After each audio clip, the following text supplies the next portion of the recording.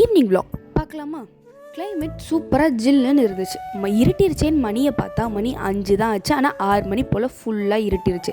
இந்த கிளைமேட்டுக்கு சூடாகவும் காரமாகவும் சாப்பிட்டா எப்படி இருக்கும்? இது வந்து காரைக்குடி ஸ்பெஷல் உப்பு மிளகாய் சட்னின்னு சொல்லுவாங்க. இதுக்கு சின்ன வெங்காயம் போட்டால் தான் டேஸ்ட் அல்டிமேட்டாக இருக்கும்.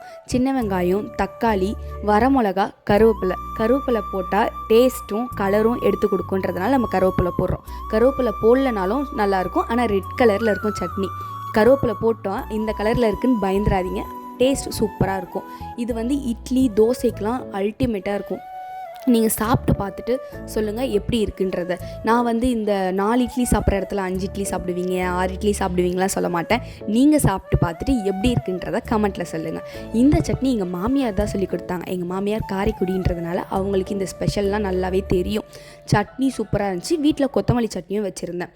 இந்த வீடியோ பிடிச்சிருந்துச்சுன்னா லைக் பண்ணுங்கள், ஷேர் பண்ணுங்கள், சப்ஸ்கிரைப் பண்ணுங்கள். பாய்.